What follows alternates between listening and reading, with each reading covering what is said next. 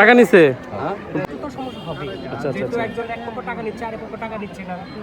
শুরু হয়েছে smart card বিতরণ গাজীপুরের কাপাসিয়া উপজেলায়। তবে এর মধ্যে শুরু হয়েছে টাকা নেওয়ার সিন্ডিকেট। দর্শক, আমি একটা বিষয় বলতে চাই যে আপনারা জানেন গতকাল থেকে কিন্তু সূর্যবালা যে স্কুলটা রয়েছে সেই স্কুল থেকে কিন্তু এই স্মার্ট কার্ড বিতরণ চলছে। এখন আমি যদি একটু আপনাদের বলতে চাই যে গতকালকে কিন্তু একটা সিন্ডিকেট বা একটা চক্র কিন্তু তারা এই সাধারণ মানুষকে পুঁজি করে তারা কিন্তু টাকা নেওয়ার ধান্দা করছিল এবং যে একটা টোকেন দেওয়া হতো সেটা কিন্তু তারা করছিল। কেনই বা টাকা নেওয়া হচ্ছে আমরা সরজমিনে খুঁজতে চাই, দেখতে চাই কারা টাকা নিচ্ছে। আপনারা কি কাউকে টাকা দিয়েছেন এটা এখানে আসার জন্য? এই যে টোকেন পাইছেন, আপনারা কাউকে কি টাকা নিচ্ছে আপনাদের কাছ থেকে? এমনি কোনো হয়রানির শিকার হয়েছেন? এমনি সব ঠিকঠাক আছে? এমনি কত বলছে টাকা দেওয়া লাগবে এটা টোকেনের জন্য? 10 টাকা? মানে এই শুধু টোকেন দেওয়ার জন্য?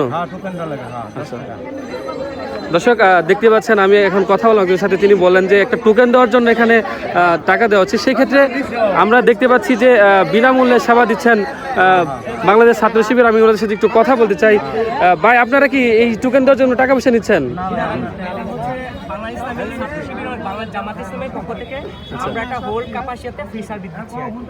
টাকা নিচ্ছেন না?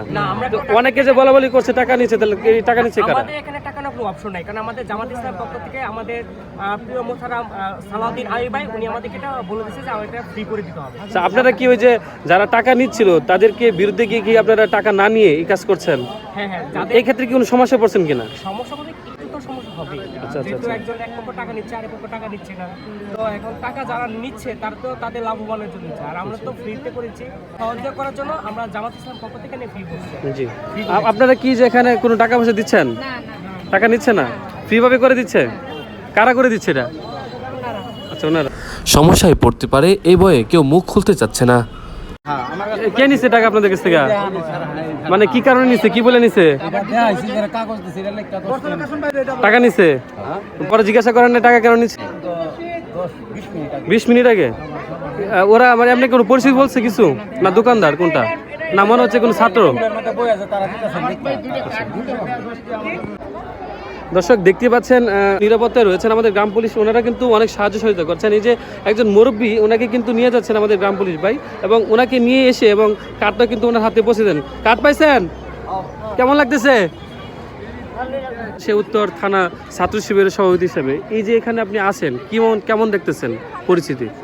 এখানে গতকাল থেকে যা শুরু হচ্ছে স্মার্ট কার্ড বিতরণ শুরু হয়েছে। এখানে গতকাল 1 নং ওয়ার্ডে স্মার্ট কার্ড বিতরণ হয়েছে, আজকে 2 নং এবং 7 নং ওয়ার্ডে স্মার্ট কার্ড বিতরণ হচ্ছে। গতকাল মানুষের ব্যাপক চাপ ছিল, মানুষের একটা স্বতঃস্ফূর্ত অংশগ্রহণ ছিল, আজকেও মানুষের স্বতঃস্ফূর্ত অংশগ্রহণ আছে।